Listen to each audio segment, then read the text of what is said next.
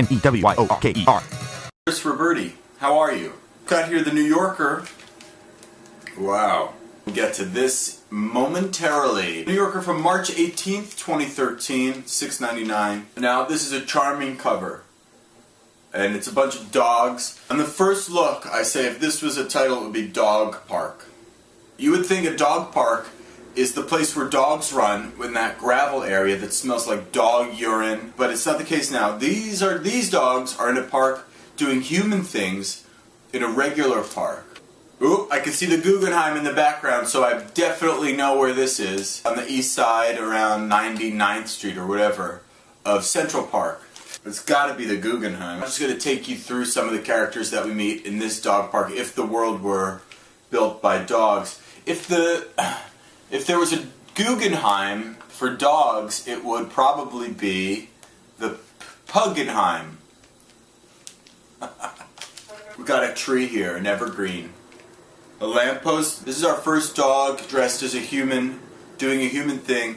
She's reading or writing. She's got a nice scarf, and she's got a red hat like M. Bison from Street Fighter 2. Even when it's cold, it's nice to be outside.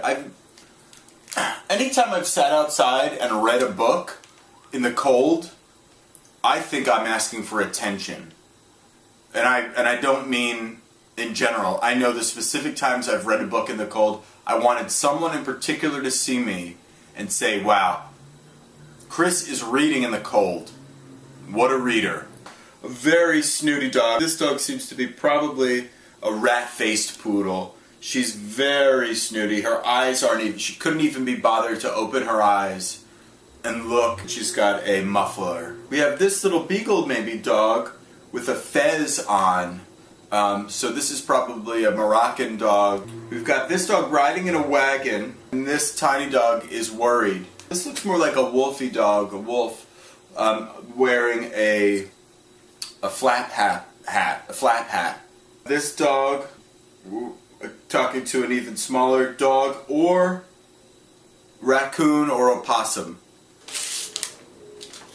This dog's taking a picture of a beautiful dog. A bulldog looking sad, possibly hungover. A Boston Terrier looking woefully at the viewer, as if to say, regard it, look what you're looking at. So you've got the dog park. There's a Rembrandt, it's not Rembrandt, Renoir? Painting of a skate scene, and our eyes are drawn to the red. Look at that. Causes the eye to swirl, along with the swirling shape of the Guggenheim. And this is by Myra Kalman, who is a great hero of mine. She always made me feel like I could be an artist, even though I wasn't and am not. Now we go to the back cover. Dolce & Gabbana. No text other than Dolce, small ampersand, Gabbana. Dolce & Gabbana pour femme, faux de parfum, and Dolce & Gabbana pour homme, faux de toilette. Oh, my mistake. Water of perfume, water of toilet. Look at what we have here. A beautiful, beautiful man. His skin is so smooth and silky and glistening and glossy. And then we have a woman with a low-cut blouse and an earring dangling, and it looks like that earring's got to be made of gold. I'm sure of it. They're up against a wall here, some sort of ancient ruin, which makes their youthful love even more reaching out to us, saying, seize the day, Dolce & Gabbana, pour homme, pour. She's got her hand against his very, what I'm imagining are tight, firm rib cage, and his just below his, as if to position. She also has her back. Maybe she's saying, "Get in here," and her hair's in her face. I'm imagining that this is taking someplace on a.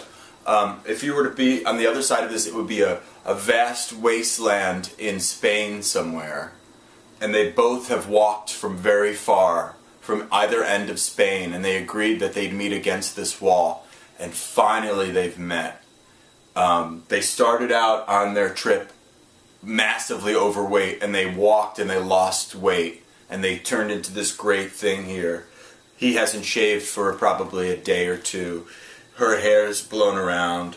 A beautiful necklace drawing us into her cleavage, which is glistening and silky, just like this man's back cleavage, and the cleavage on his arm, and the cleavage on his neck.